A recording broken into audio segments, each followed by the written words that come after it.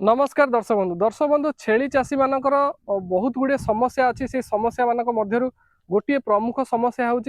छेली मानकर पर्याप्त दुग्ध नहेबा एवं जदि पर्याप्त दुग्ध न होउची से समय कौन हुए ना छेली छुआ गुड़िक मरी जाती एवं चाषीटीए बहुत लॉस होता है। यही सब समस्यार समाधान हो जाइए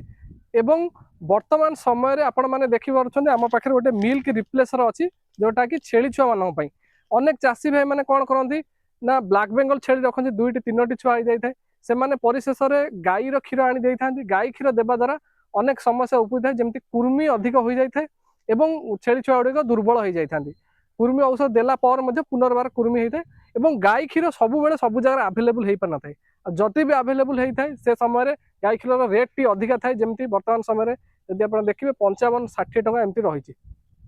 तेबे यही गोट मिल्क रिप्लेसर कौन यही सबको केतबेले दबाक पड़े एवं यार प्राइस कौन रही आपण मैंने सीधा सड़क किपर पाइपर से संबंध में आज भिडियो डिटेल्स जाना तेज जो चाषी भाई मैंने व्यूअर्स मैंने आम चैनल कृषक साथी ओडिशा को नुआ आम चैनल कृषक साथी ओडिशा को सब्सक्राइब कर पाखे बेल आइकन दबाई दिखाँ जहाँफल आम प्रत्येक भिडियो नोटिफिकेशन आपण पहुंच पार तेज दर्शक बंधु सर्वप्रथम जाना गोट मिल्क रिप्लेसर कौन जो माई छेली छुआ दे था 2-3 छुआ दे था तो से समय छेलीर दुग्ध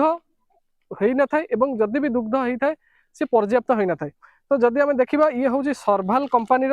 गोट मिल्क रिप्लेसर उड़ा अधिक आपण मैंने यहाँ विषय जानी एवं यह 10 केजी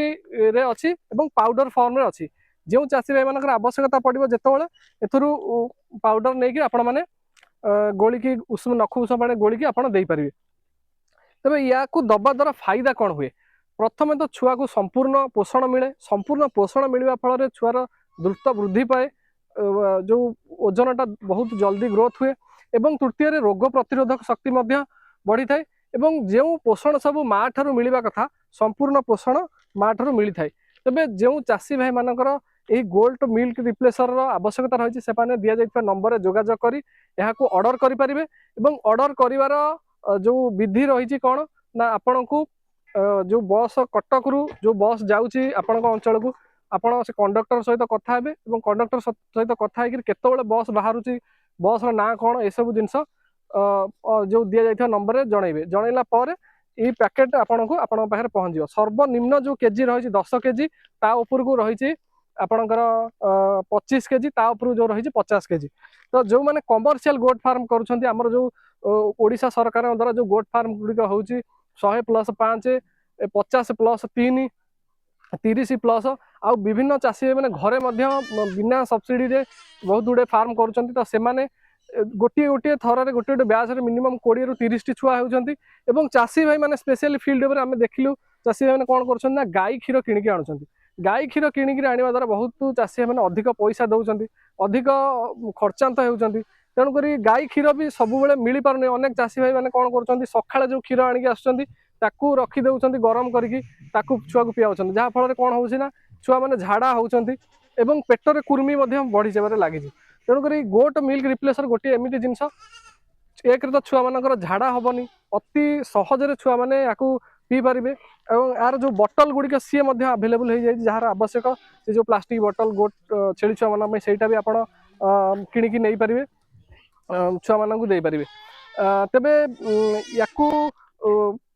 खुआइबार माने छेली छुआ मानू किपर यार प्रिपेरेसन किपर करेंगे केमी छुआ मानू पीआईबे जितेबाला आपको किणवे से समय संपूर्ण आपन को गाइड कर दिया जिवो एवं यार प्राइसटा सबुठारु बड़ जिनस हूँ चाषी भाई मैंने यही गोट मिल्क रिप्लेसर जितेबाला बाहर किणुले बाहर बजार रू किणुले से समय कौन होता ना अधिक पैसा किणुले एमआरपी जी अच्छी ता देहरु 100-200 कम रे चाषी मैंने किणुले किंतु जेहेतु यार डिस्ट्रीब्यूटरशिप बर्तमान समय कृषक कार्ड पाखे अच्छी